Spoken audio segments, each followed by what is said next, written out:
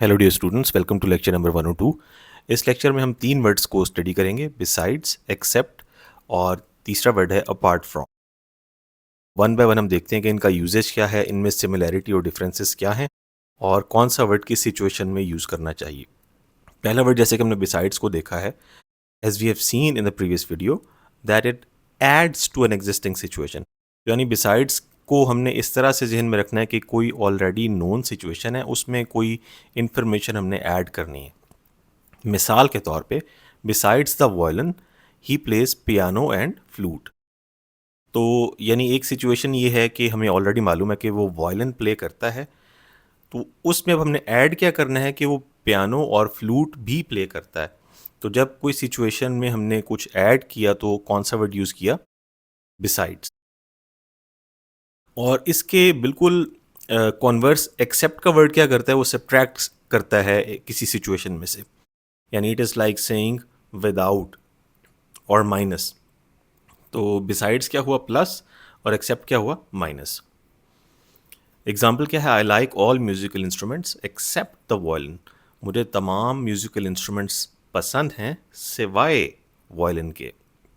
इसका मतलब है जितने भी म्यूजिकल इंस्ट्रूमेंट्स हैं उनमें से अगर हम वायलिन को सब्ट्रैक्ट करते हैं तो वो क्या आ जाएंगे? मेरे पसंदीदा म्यूजिकल इंस्ट्रूमेंट्स। अपार्ट फ्रॉम, अच्छा ये तीसरा जो वर्ड है अपार्ट फ्रॉम, ये दोनों सिचुएशंस में यूज़ हो सकता है, यानी पॉजिटिव में भी और नेगेटिव में भी। और इसकी हम एग्जांपल देखते हैं। पहले हम देखते हैं कि पॉजिटिव सेंस में कैसे यूज़ हो रहा है और फिर नेक्स्ट नेगेटिव सेंस में देखेंगे। Apart from the violin he plays the piano and the flute. यानी वायलिन के अलावा he plays the piano and the flute.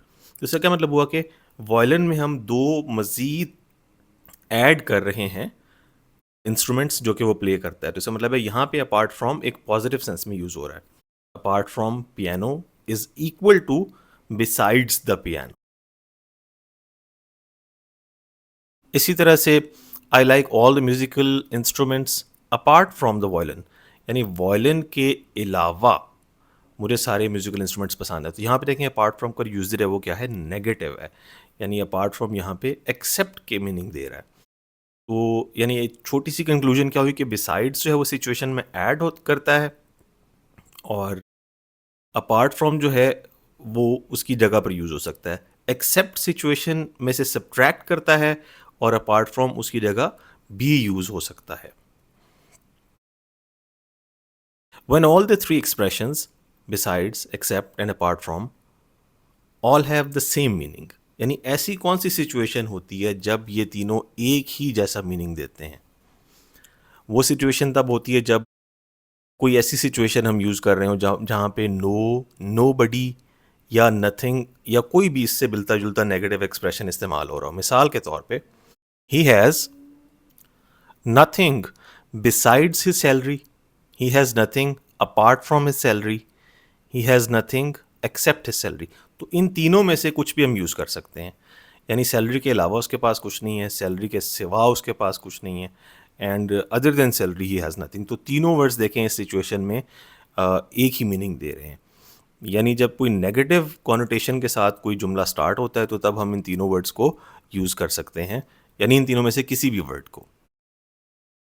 अच्छा, एक्सरसाइज में हम देखेंगे पहला है, besides her job as a teacher she also volunteers at the local animal shelter. तो बिसाइड्स क्या है? ऐड कर रहे हैं सिचुएशन में। तो इसका मतलब यहाँ पे हम इसकी जगह अपार्ट फ्रॉम भी यूज़ कर सकते हैं, लेकिन ज़ाहिर है बिसाइड्स जो है वो मोर कैजुअल है और अपार्ट फ्रॉम का जो वर्ड है वो अगर हम यहाँ पे यूज़ करेंगे तो थोड़ा सा फॉर्मल हो जाएगा। सेकंड है, except for the rainy days we have had beautiful weather all summer. यानी रेनी डेज को अगर सब्ट्रैक्ट कर दें तो सारा समर हमारा जो वेदर रहा है वो कैसा रहा है? Beautiful. Apart from her love for books she also enjoys painting and gardening. इसका मतलब ये हुआ कि सिचुएशन में हम ऐड करें कि यानी she loves books plus she enjoys painting and gardening. और अपार्ट फ्रॉम का नेगेटिव यूजेज कहाँ पे होगा? Apart from the kitchen the whole house was spotless. यानी सारा घर क्लीन था किचन को निकाल के। Last but not least, besides being a talented musician, she is also a skilled chef. यानी वो टैलेंटेड म्यूजिशियन तो हैं ही, लेकिन उसके अलावा यानी सिचुएशन में हम ऐड करें she is also a skilled chef.